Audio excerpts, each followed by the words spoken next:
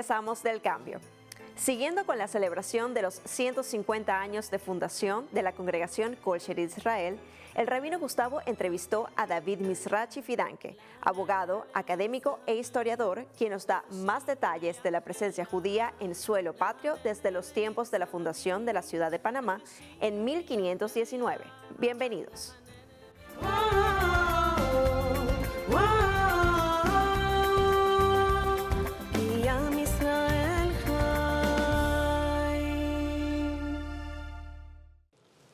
Muchas gracias, Andrea.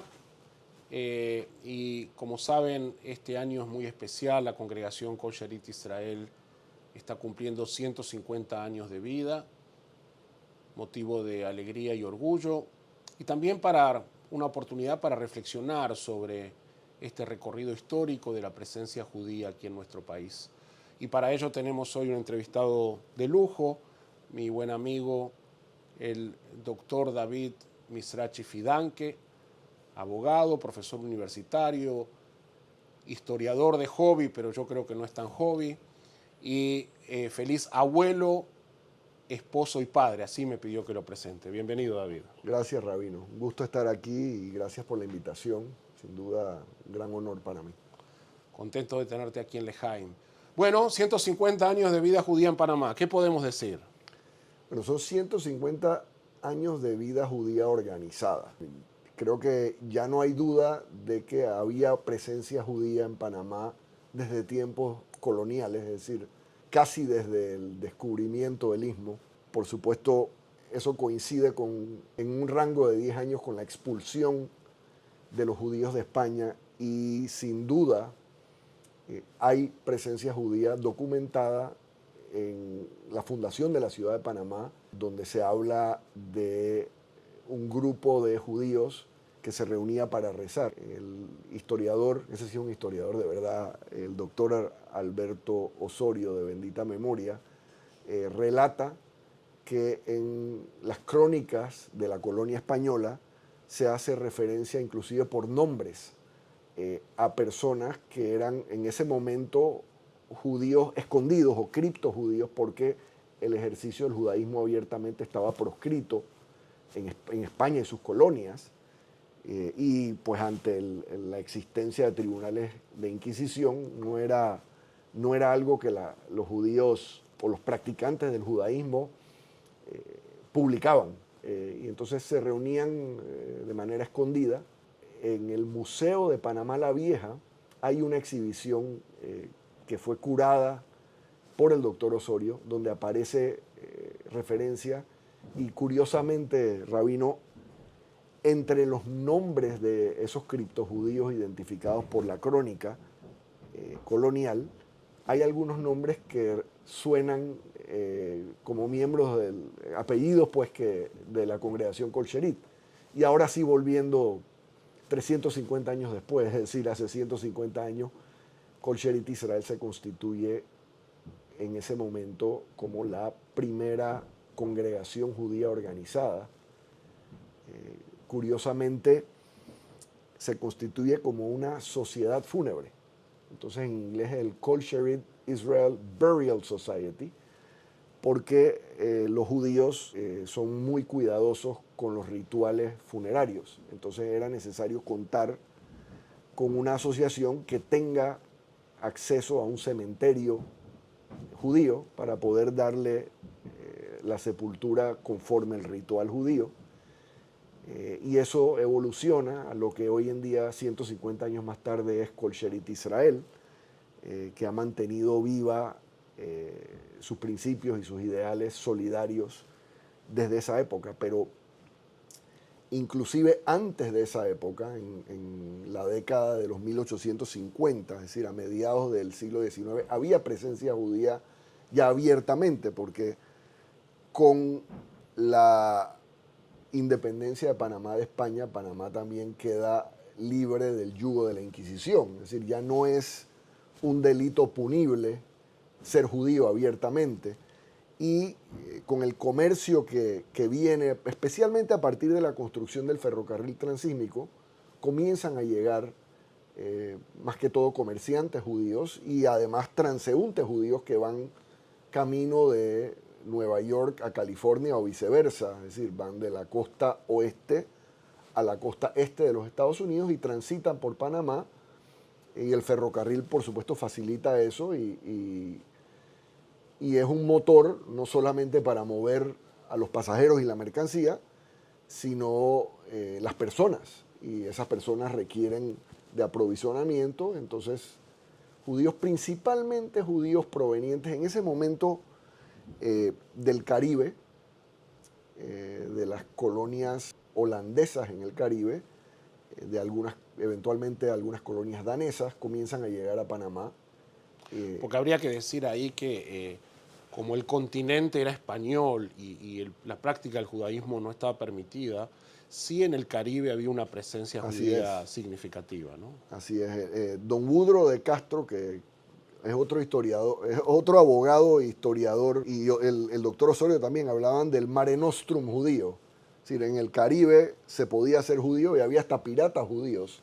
Sí, estuve en Jamaica y vi esas tumbas con el símbolo pirata. Y bueno, la proximidad, mi abuelo Stanley Fidanque decía que ya estaban vacunados contra la malaria, porque habían vivido por 2 o 3 generaciones o más en el Caribe. Entonces venir a Panamá, ni el clima ni el tema de los mosquitos les hacía daño, y como estaban, digamos, curtidos, se pudieron asentar aquí y hicieron familias y desarrollaron empresas y desarrollaron cultura y aportaron a la nacionalidad de Panamá, como veremos más adelante, y han dejado un legado, más que legado, es un legado vivo, porque la misma congregación que se constituyó en 1876 todavía está y todavía existe. Aquí estamos. Aquí estamos. Así es. Entonces, llegan estos judíos a mitad del siglo XIX, se organizan, como bien dijiste, para brindar sepultura, siguiendo el ritual judío y tener un cementerio propio y organizarlo y administrarlo, y empiezan a involucrarse en la vida nacional en todas sus dimensiones. Y hay una activa participación en la separación de Colombia, ¿no?, a principios del siglo XX. Así es. Y aún antes, el fundador del Cuerpo de Bomberos de Panamá, como lo conocemos ahora, antes de la independencia, era mi tatarabuelo David Henry Brandon, que irónicamente muere en vísperas de la independencia, y muere por una pulmonía que surge a raíz de un incendio donde él va era voluntario, pero era el comandante. Se lo llamaban el comandante Brandon. El comandante Brandon, adelante la tropa de bomberos, resulta una baja de ese incendio, y no por el fuego, sino por el agua. Y esto es, él fallece creo que en agosto de 1903.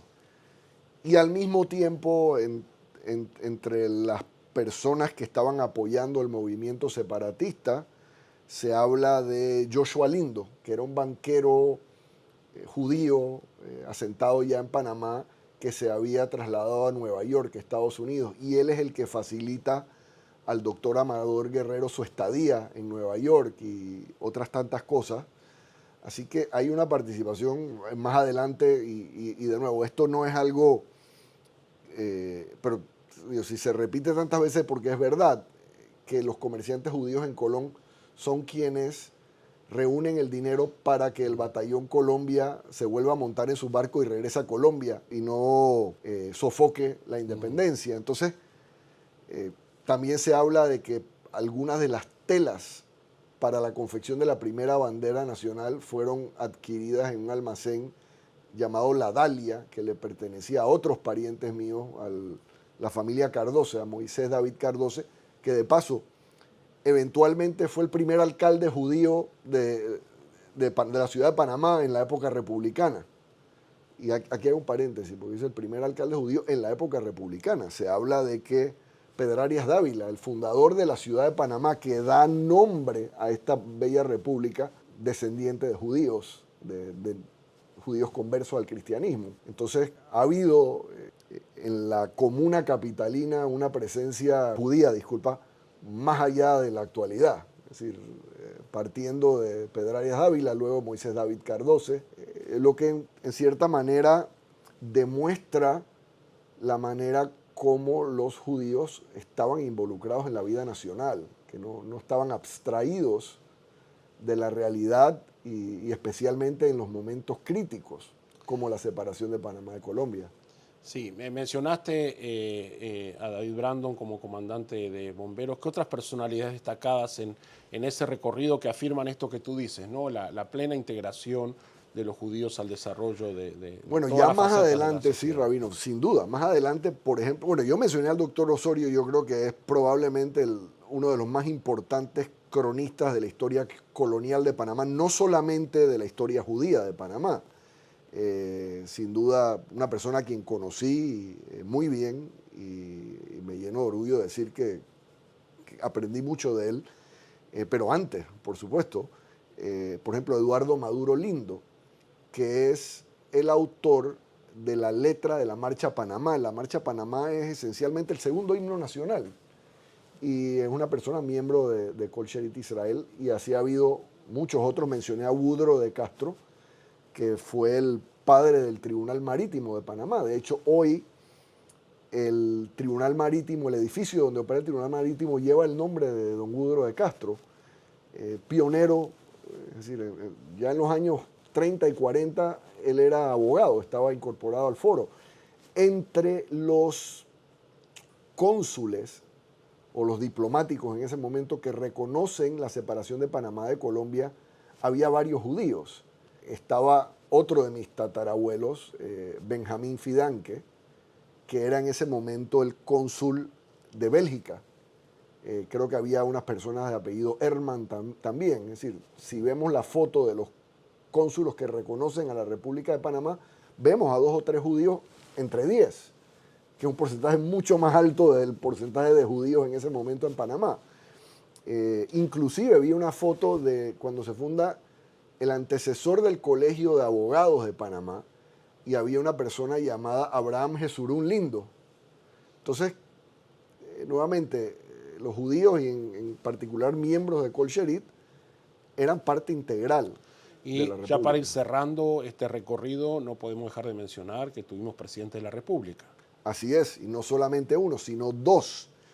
El primero fue Max del Valle, que fue presidente por un corto periodo.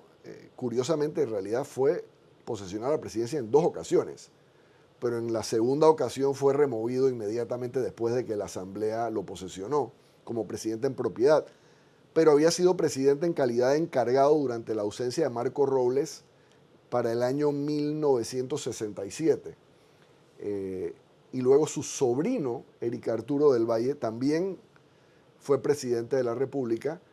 Y curiosamente, Rabino, yo creo que usted forma parte de esa historia porque usted le tocó oficiar en el funeral de Estado, que fue en la sinagoga Kol Sherit Israel, lo que resulta único probablemente en el mundo entero, porque se le dio un funeral de Estado en un país, como dice usted, eminentemente católico, un país donde la Constitución reconoce que la religión católica es la de la mayoría de los panameños. Se le hizo un funeral de Estado en la sinagoga Kol Sherit Israel y fue enterrado en el cementerio o la sección del Jardín de Paz, que es la vereda de Abraham, que es donde se llevan en la actualidad los entierros de los miembros de Kol Sherit Israel, y siempre profesó el judaísmo, nunca escondió su judaísmo. Y creo que eso dice mucho no solamente de Kol Sherit, sino del país. Creo que una cosa va de la mano con la otra. Es decir, el verdadero ejercicio de la libertad de culto es cuando un ciudadano que es de una religión minoritaria ocupa la primera magistratura de la nación, y cuando se le hace un honor como el que usted presidió, que fue el funeral de Estado en su sinagoga. Bueno, creo que con esa última reflexión queda testimoniado lo que es nuestra realidad panameña, esta sociedad que es un mosaico, ¿no? Que reconoce esa diversidad, y la presencia de la comunidad judía desde hace 150 años de manera organizada, participando plenamente en la conversación de todos los temas relevantes que constituyen nuestra identidad como panameños. Muchas gracias, David, por este apasionante recorrido histórico. Regresamos contigo, Andrea.